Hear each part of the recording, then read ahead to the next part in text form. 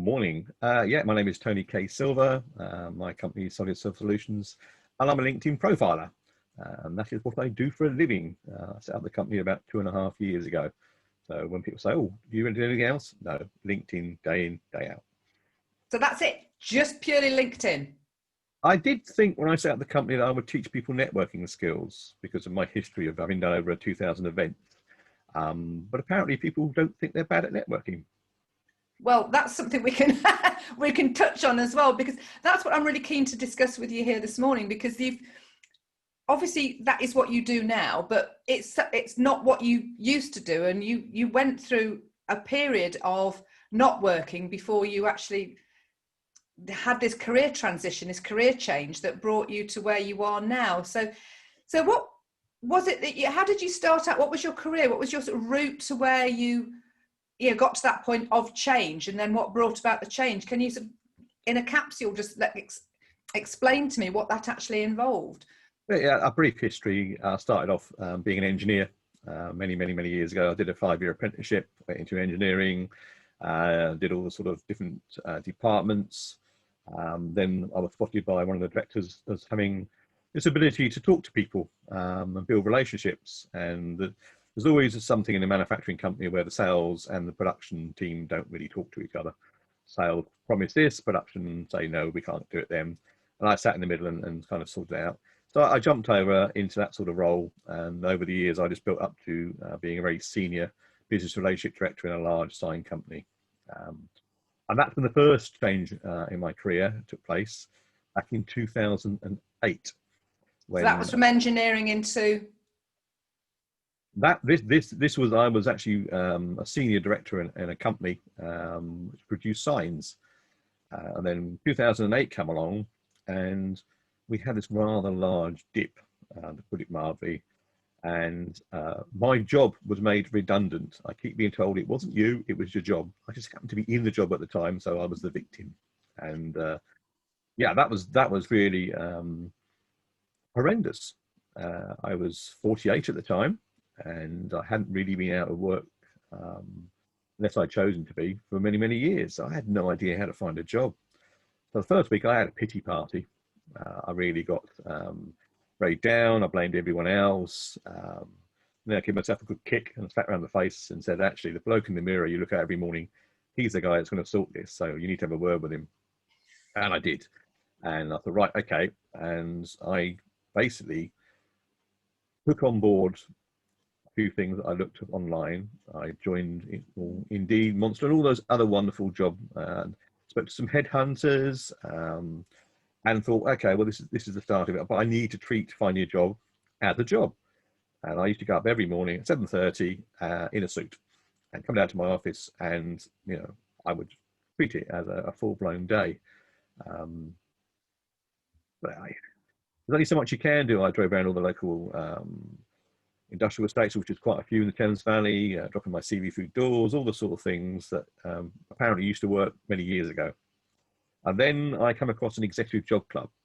Now, this was, again, another turning point because they're charity based and they basically put you through a 15-week course. The first 2 weeks have a little bit of fun so that you get on with what you think is right, report back. And both weeks, I have to say, I was very proud that they said, look, you all need to look at Tony's level of effort and the amount of hours he puts in because the rest of you aren't and you need to. And in week 3, they said, yet again, Tony makes you look a little bit sick, but he's doing it all wrong. What?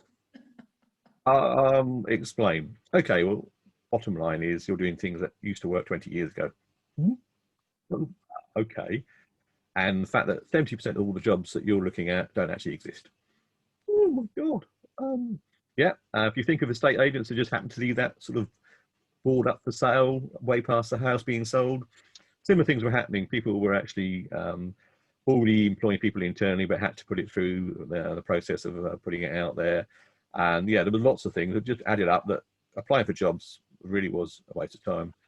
So what could you do? The 2 things they told me was you needed to network and you needed to use LinkedIn.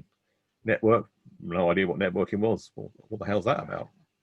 Second, LinkedIn. Well, I've been on it since 2006. So, okay, but was I using it? That was kind of debatable. So go back to the networking. They had a charity status membership of the Thames Valley Chamber of Commerce, which is one of the largest chambers in the UK. And therefore we got 3 places. They said, look, you know, you need to start networking. Who wants to go? Oh, just me then, is it? Okay, fine. I'll go. And I rocked up early, as in my want in life. I hate being late for anything. And I was confronted by what I thought was, in the end, about 70 people in suits. And my proposition was, hi, I'm Tony, I'm looking for a job. And it was kind of engagement 0. They weren't interested. And I thought, wow. Went home, actually cried. You know, I had a little tear. I thought, this is the way I need to find a job. I'm in real trouble. Went back to the job club, explained what had happened. But I have an idea. Can I go back representing the job club? Yeah, we got some blank cards. The following month, I rocked up, and I used that. And my 60 seconds, which I was allowed, was all around the job club, and 180 degrees. Everyone, oh, great! This sounds like a great initiative. You know, how can we get involved? Can we be, can we be mentors? And then I said, well, I'm actually one of the people that's looking. Oh, have you heard about this networking group? Have you heard about that networking group? And it is spiraled from there. The next turning point was about 3 months in, where the Chamber of Commerce brought on a LinkedIn master trainer to do a half-hour session in front of me. And I was blown away, as was everyone in the room. He's fantastic. And I waited right to the end. Everyone had left the building, and I said to him, and he started to have a look at my profile. I'm sorry, I can't afford to pay you to do it. He said, well, you're the guy. I said, yeah, but I'm also out of work. He said, yeah, of course you can. In fact, what are you doing next Wednesday? Out of work. Guess what I'm doing next Wednesday? Yeah, not a lot. And then for the next 6 weeks, he literally taught me everything that I needed to know. Wow. I said to him, well, why did you do this? He said, well, not being big-headed, he said, I don't work in the UK. I work all over Europe. And I'm sort of getting some, I won't tell you, Tony, because it'll upset you. But it was like £10,000 a day for training people in offices.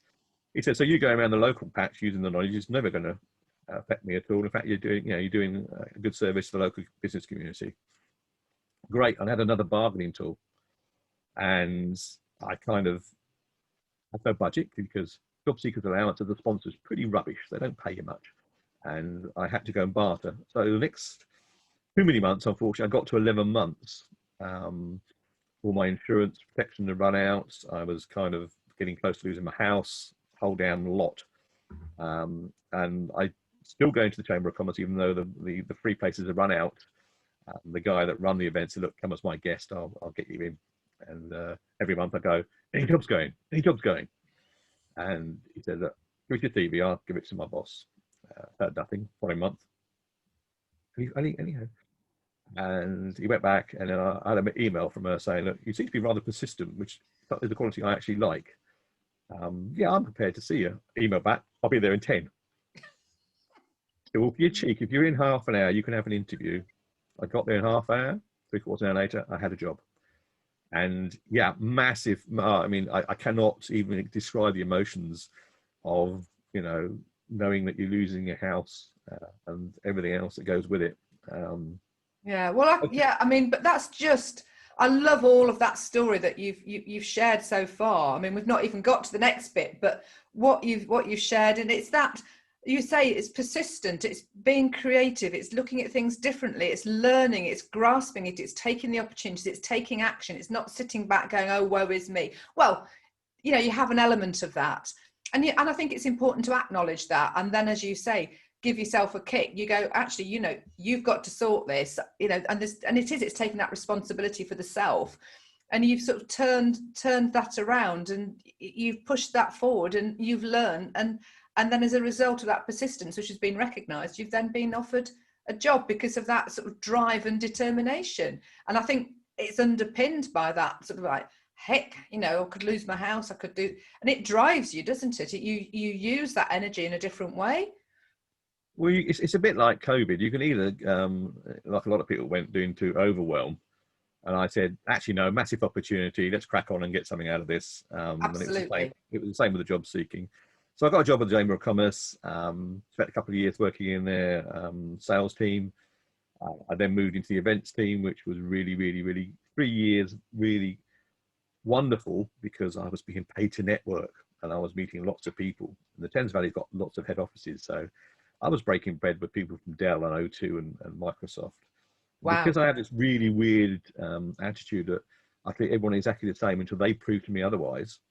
I was sitting talking to, a guy that I still talk to from time to time. He was a director at Microsoft.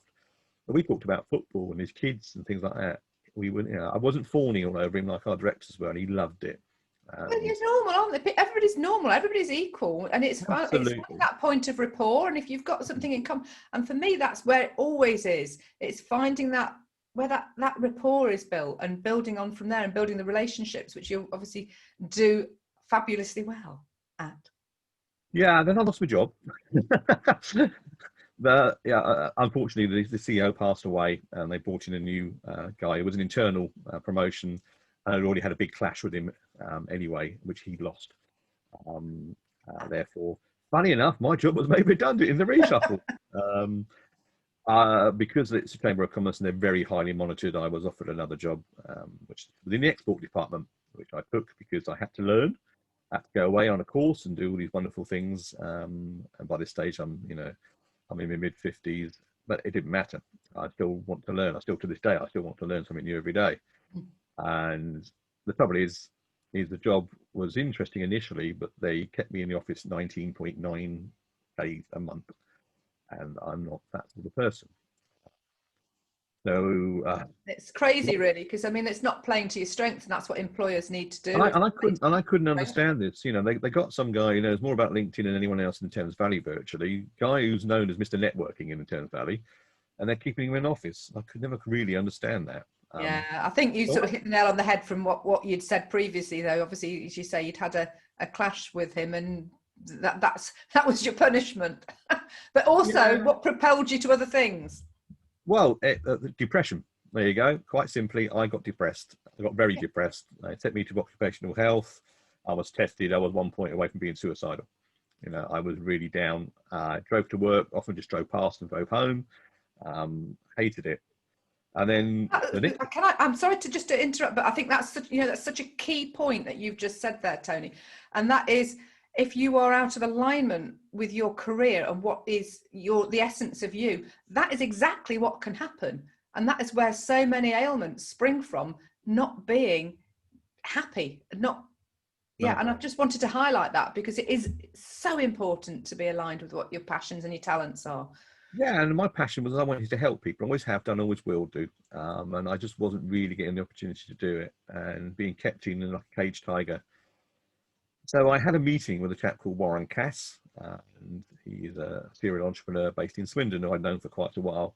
In fact, it was a Chamber's fault I knew him because he set up a company called Business Scene that ran in the Swindon area as a networking group, and the Chamber saw it as a rival. And don't engage with them.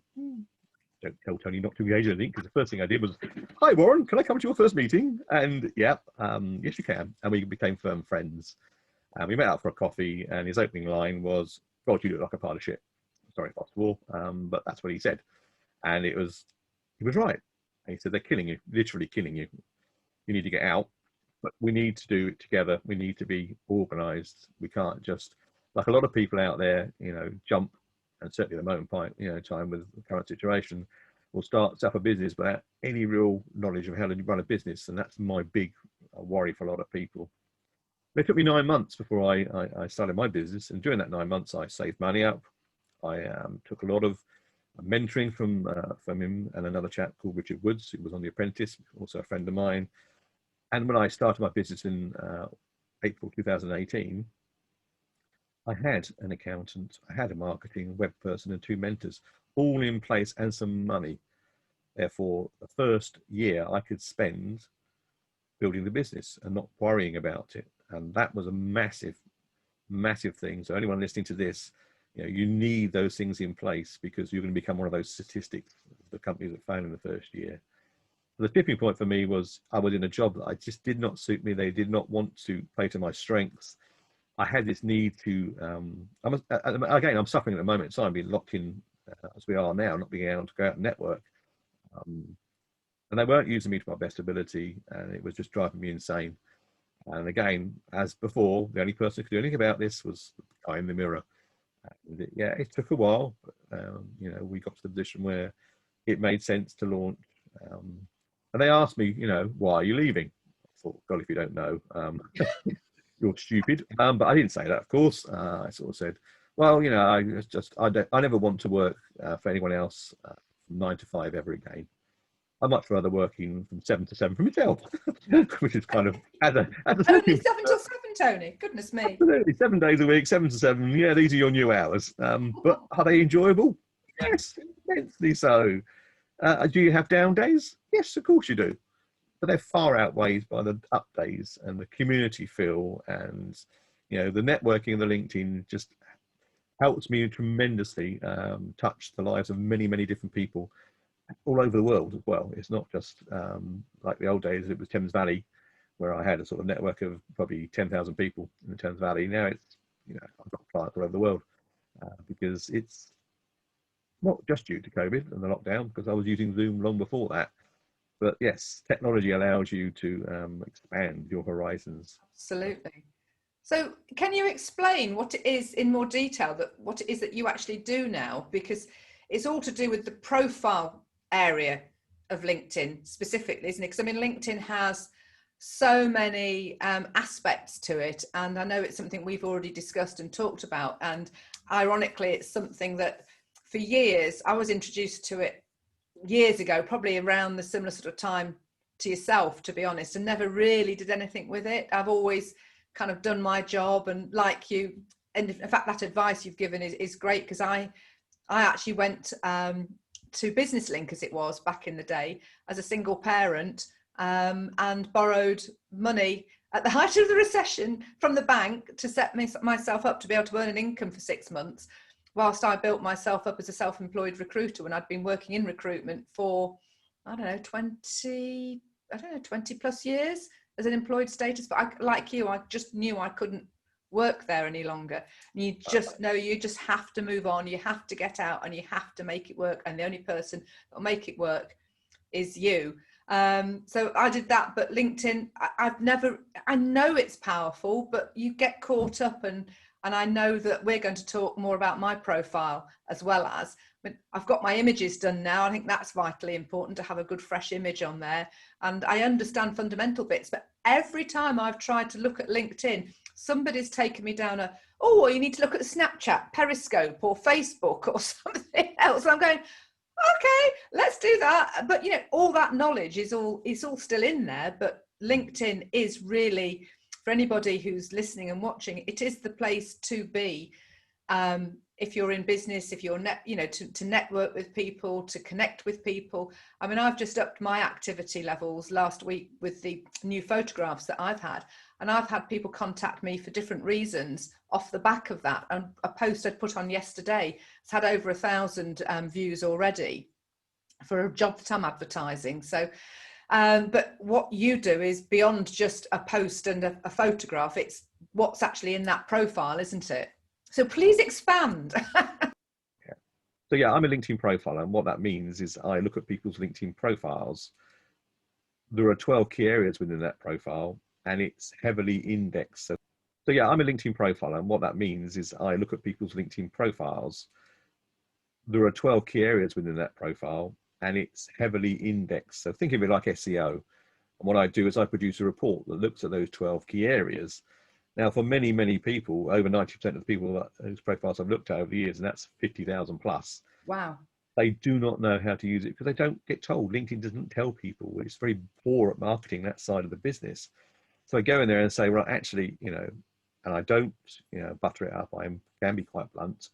And I say, well, you know, this I know works. I have been using it for 14 years. I'm currently ranked by LinkedIn as #1 in the world for LinkedIn profiling. I know what I'm talking about. Believe me, if I say that needs changing, it's in your interest to change it.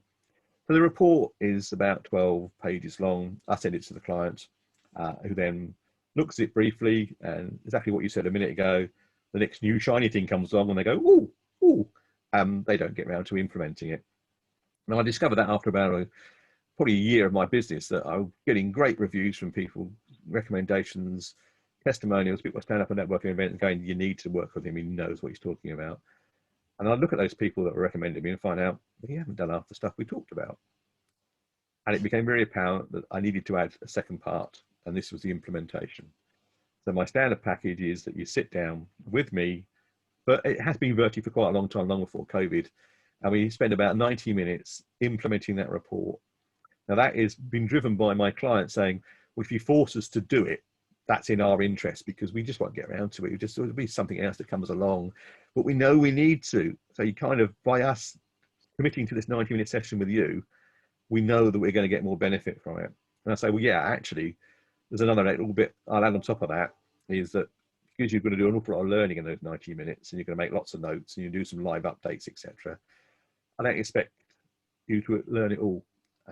So if I just said, oh, thank you, goodbye, it wouldn't work. So I actually say to them, there's a 3-month-ish help. There's a message button on LinkedIn. We're connected as first-line connections. Push it and just say, hi, Tony, what do you think of this?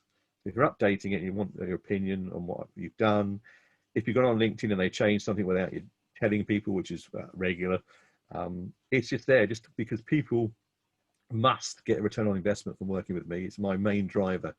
I even offer a 100% money back guarantee. If you don't get results, I give you money back.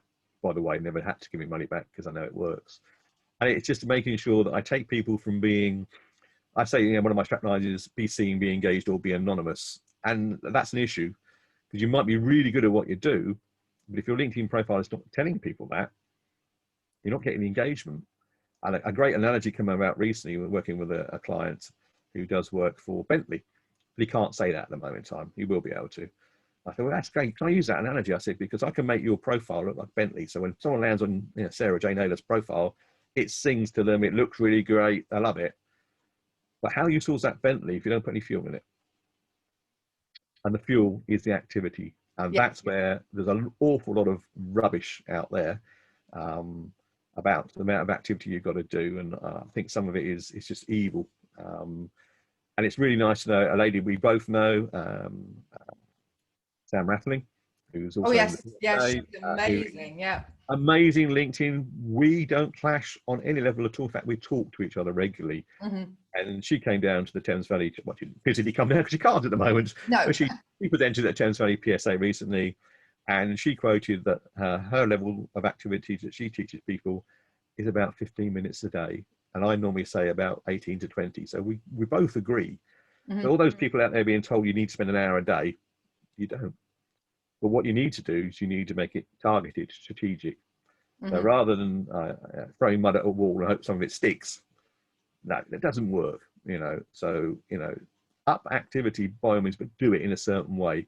And it's that certain way is the kind of magic where, you know, people like Sam and I know what works. And that's, you know, that's really a large part of what, well, you see, I'm obviously clearly going to have to engage with you myself, aren't I, Tony? Because I know I've been upping my levels, and some of it is very strategic and pointed, because I will advertise job vacancies with my recruitment business. And, you know, as I say, the one I put on yesterday had over 1,000 views. So something's starting to work, and we're doing something with the algorithm behind the scenes as well, with a small group that we all connect together and we all make comments on each other's posts. Pods, So that's helping tremendously, along with, I say, my new visuals. But there's so much power to actually having the right information on there. And I know there's people that I've spoken to from a coaching perspective, and, you know, and from a recruitment perspective as well, whose profiles aren't out there, or they're not doing them justice. I mean, it is so important from a recruitment perspective, because companies do go on there, they do look, and to have the right profile, the right image, not one of you falling out of a bar with a glass of wine going, that was your old image, wasn't it? Yeah. Don't say anything. Well, no, there's 4 key. There's a quick tip right at the end for people. 4 key areas. When someone looks at your profile, regardless of what device they use, they will see 4 things. They'll see your banner, they'll see your headshot, they'll see your headline, which sits just below your name, and they'll see your about section. And they will take between 5 and 7 seconds to decide whether you're actually worth engaging with. Because I hate to crush a lot of people out there, you don't have a unique selling point. There's always someone out there who can do roughly the same as you, so you just got to be better than them. And by getting those 4 bits right, getting them to engage, That is the secret. So, you know, banner is really important. If you've got the standard LinkedIn one out there, go and change it quickly. Yes. If you've got that picture of you falling out of the car drunk, change it, because we're asking people to spend money with us. You know, and does that look professional? No, it doesn't. And then there are other things in the text which just engage people. It's an engagement platform. Mm-hmm. Get those 4 things right, and then they will look at the rest of your profile. Yeah, and on that note, you know, because obviously there's a lot of people just got the outline as well, but if people are looking for jobs and looking for careers, I think there's a lot of people going open to new opportunities, and that's not what people want to see, because there's an element, it's the wording so important as well. It's about promoting who you are, but it's how you're working with you is going to be of benefit to that organization, what it is you can add value with to the organizations that will going to be connecting with you. And it's keywords. I know in reading through yours, you know, LinkedIn profiler is repeated so many times. So obviously you've got the word count. And this is what I say to people when they're doing their CVs or the LinkedIn profiles, is to ensure that there are those keywords that are attributed to their industry, their sector, making sure that it's all populated. And equally so, things that they don't want to attract aren't listed in there, because they will come up on searches that recruiters or, you know, anybody that's hiring may be looking for or wanting to engage with you about. You know, it's about using those words, you know, creatively, which is where your training will come in, because then obviously it's about the rest of the information that isn't just a sales pitch about you being, I'm the best thing since sliced bread, and this is, you know, it's not about that, is it? No, it's not. It is, keywords are some of the most important things on LinkedIn. As you've spotted, mine is LinkedIn profiler. But again, another tip for people: define your keyword, put it into the LinkedIn search engine, push a button, and see how many other people have got it. Mm-hmm. And I did it yesterday with a client, and there was 39,000 other people in the UK had the same keyword. I said to them, that's not good, because you're swimming in a very large pond. Pond I swim in is 3,400 across the world. Wow. As I say, I currently rank number 1. Brilliant. But even if I didn't rank number 1, it's a fairly small pond to be swimming in. I don't have that many rivals comparatively. But yeah, if you've got 39,000 other people doing exactly what your keywords are, the chances of you winning there are diminished somewhat. Because I've changed mine to career transformation strategist, career transformation strategist. And I think you did a check, didn't you? I did, and I shall probably do it again live. Do it live. Let's have a look. And we put it into there, and we won't be cruel. Thank you, Tony. We're going to make sure that it's only in the UK, because it wouldn't be fair to put you against the whole world. But even in the UK, that comes to 10,000, which is just about the top end of what I think is acceptable. So that's fine. You know, your 10,000 other people have got that. So would you suggest then, for someone like myself, and for anybody that's listening, if you're the title that you give yourself, if that is in those volumes, like, so career transformation strategist, so you've really surprised me that there's 10,000 people on there with that strap line. Yeah, so what it does is changing that then, because people don't know how to search. So by literally putting the speech marks either side of that, beginning and end of that, the Boolean search. Or you can do a Boolean search. There's more than one way of searching for people that way, and it just reduces the numbers down. But people just normally put in, so career transformation specialist, strategist. There's 4. That's where I want to be, isn't it? Absolutely. But then would I say then that people aren't going to find me because there aren't people searching on that word? No, because if they won't do their search like that, they won't put the search. They won't do a Boolean search. They won't know what it is. They won't do the exact search. And when you put career transformation strategist into LinkedIn, it looks for all 3 of the words, not particularly in that order. Right. So that's why you get 10,000 people in there. Shall we explain to those watching what a Boolean search is? So a Boolean search basically is the words, but you can add a plus or minus symbol in between the words. So I could put career strategist or career plus transformation plus strategist minus London, which means it will look for everyone apart from those that are in London. So yours are different, because I always put them in speech marks. So that's there's different levels to it. Yeah. But generally speaking, most people don't understand that and will just put the words in that they're looking for. So the one at the moment in time is HR director. There's over 2 million of them in the world. But I can show people how to search in the standard LinkedIn and get that list down to about 60 in about just over a minute. Right. Well, on that note, we do need to talk. We need to talk further. But thank you so much for sharing your career journey and the action that you've taken at the points where you've had to take that action. And, you know, at the point, you know, obviously even kept going when it's been really tough. But that's what I think, you use that energy in a different way. It drives you. And I think anybody that's going through sort of furloughs, redundancies because of the current crisis with COVID and, you know, the pandemic, it's obviously it's a global pandemic, isn't it? You know, it is keeping that focus, it's keeping that motivation, it's knowing what you're working towards, it's having that clarity of vision and that persistence and consistent approach to putting yourself out there, but also adapting when things don't work, like you demonstrated with the networking. Oh, well, this wasn't what I thought, this isn't what I want to do, but change it, rework it. And what I'm doing an NLP practitioner certificate at the moment, and so I'm learning a lot more about sort of NLP and NLP terms. And one of them is TOTE, which is test, operate, test, exit. So you keep on trying something and tweaking it. Yeah. You try it and you come out of it and go, oh, and go back in it and tweak it until it works. And it is all about behavioural change. So, you know, you've done, I mean, look where you're at now. I mean, had all those things not happened, you wouldn't be where you are now, being able to help people globally, which is awesome. So how do people get in touch with you? The one thing I would say to everyone, jump outside your comfort zone, please. It's lovely out there. It's not as scary as you think. And if you don't, you're going to be stuck in what I call the velvet groove. That doesn't work. So yeah, if you want to get in contact with me, quite simply, the easiest thing is LinkedIn.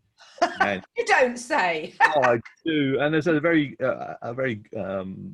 trick I learned from a lady in the speaking world is I'm known as Tony K Silver, and the K means there's only one of me in the world. Okay, so if you Google me, I'm all over the front of Google. If you put it in LinkedIn, there's only one of me. So that's, you know, put it into LinkedIn, there's only one Tony K Silver, you will not find anyone else. And again, that really, really helps. That's part of my branding. And it is my middle name as well, so it isn't just there for the sake of it.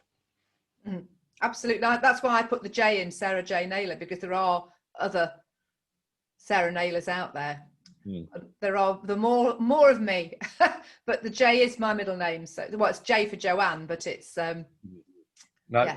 It just makes it like if you go around and get known as Tony K Silver, then yeah, people search, and as I say to them, don't bother about my website. Just go into LinkedIn, Tony K Silver. Everything you need to know is going to be there. Absolutely, yeah, and that's the beauty of it, isn't it? It's one click, you're there, and it gives you can put all the links into all your other platforms and where you operate from as well. Because of course you've got a book as well. We should mention the fact that you've written a book too. Yeah, so I've written 2 books. One I'm rewriting as we speak, and the other one it's just a little book of LinkedIn, and it's only a little 50-page book, but it's kind of a manual more than anything else. It sort of describes my little journey, but it's laced with lots of information, lots of hints and tips, which actually, you know, I say to people, we carry it around your briefcase, you know, you can dip into it. You know, deliberately, you've got some pages there, we've got notes across the top, and it's a plain page, so you can actually write notes. It's meant to be that. My other book, which I'm rewriting, is my journey. So much more, obviously, than what we've just talked about. And it's that 10 years from the age of 48 to the age of 58, from being, oh my God, I've lost my job, to, oh, I'm starting a company and I'm really happy about it. Fantastic. Well, you know, you might get somebody wanting to do a film from it yet, Tony. Oh, who can play my part? Oh, I don't know, but you'll be on the silver screen.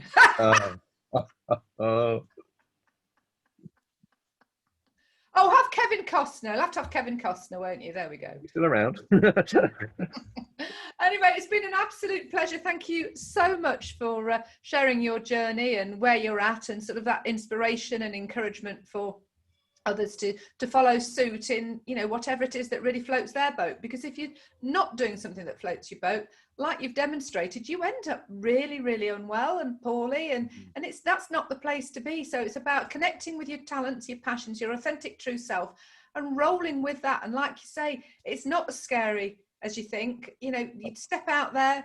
I've done the same, started a business in a recession. So, and that gives you confidence, to be honest, because you know that once you've worked through it, you know, you can work through other stuff as well, and then you see opportunities where others see negatively. So it's all for a Problems. They win. see problems. I see challenges that need to be overcome. Yes, exactly. Solution focused, outcome thinking is the way I go. So, but that's brilliant. Thank you so much again.